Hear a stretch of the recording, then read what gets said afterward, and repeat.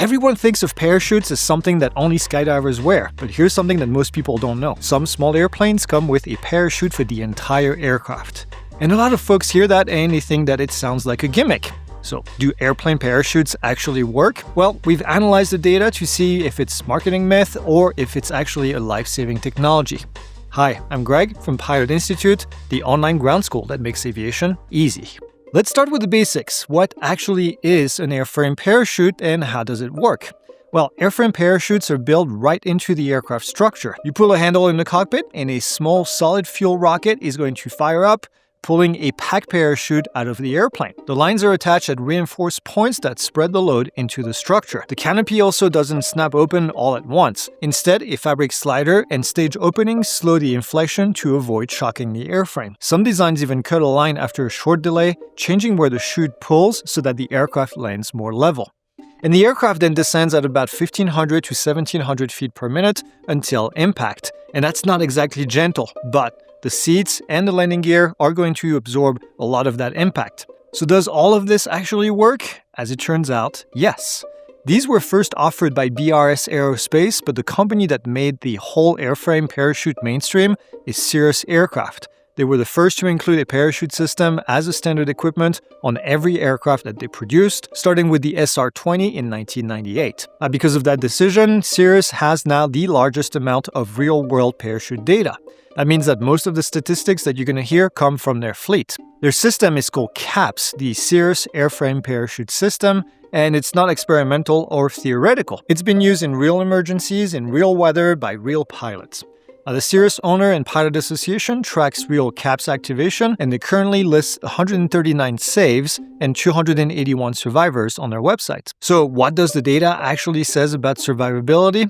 Well, a 2017 analysis of 268 Cirrus accidents found that when the parachute was unused, the odds of a fatal accident were 13.1 times higher after adjusting for other factors. Simply put, using the parachute is strongly associated with walking away after an accident. And this isn't just a Cirrus-only thing. BRS Aerospace makes aftermarket parachute system for aircraft like the Cessna 172, 182, Piper, and also other models. They report that their system has saved over 450 lives so far. When Cirrus Training began emphasizing the consider CAPS earlier, CAPS pulls went up and the fatal accidents went down. 2014 was a turning point with more CAPS pulls than there were fatal accidents that year. One of the most well-known examples is the 2015 CAPS water ditching that happened northeast of Maui. This is where the pilots ran out of fuel over the Pacific, deployed the chute, descended under the canopy, and then was safely recovered by a cruise ship. So yes, they do work, but only when the pilot uses them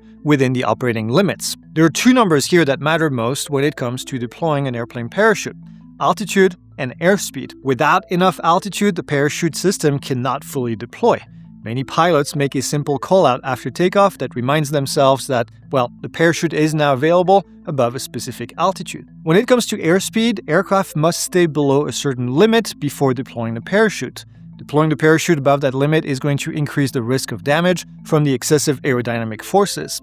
That's easy enough for propeller aircraft because they really don't fly all that fast. But what about jet aircraft that routinely fly at much higher speeds? Well, Cirrus did not stop at propeller aircraft. When they developed their Vision Jet, they added also the capability there too. Obviously, some adjustments were needed. For one, the engines are in the back instead of in the nose. So to work around this, Cirrus moved the parachute package up to the nose and then adjusted the attachment points. They also beefed up the deployment strength in order to compensate for the jet's mass. As mentioned earlier, one problem with jets is that they cruise much faster than the parachute deployment speed limit. In the Vision Jet, for example, CAPS is integrated with the avionics, so once it's activated, the aircraft is going to pitch up and then reduce the power in order to reach that safe deployment speed. So it's pretty clear that this system does improve your odds, but it still seems like some pilots have misconceptions about it. So let's go over some of them. The first one is good pilots don't need this. Well, that attitude actually has done a lot more damage than anything mechanical. In the early days, pilots tended to delay the decision because they wanted to work the problem as long as possible. Later, Cirrus Training changed to emphasize pulling on the handle earlier before the situation became unrecoverable and fatal accident rates actually dropped. Second misconception, it's only for engine failures, and that's actually not true.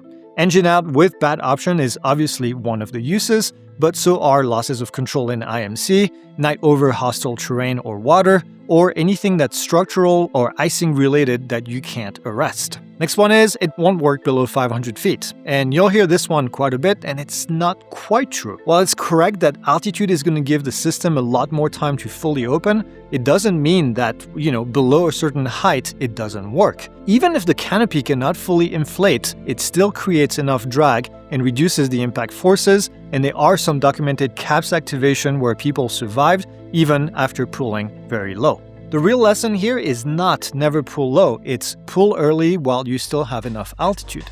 So do aircraft with parachutes actually work? The answer is yes, they do, and they seem to have actually a real impact given the numbers that we are seeing. They're not magic, and they don't replace airmanship, but when you're inside the envelope and you decide in time, the evidence says that they do actually what they're designed to do. And if you're interested in another deep dive into accident statistics, check out this video on whether flying is safer than driving. Thanks for watching, and we'll see you in the next one.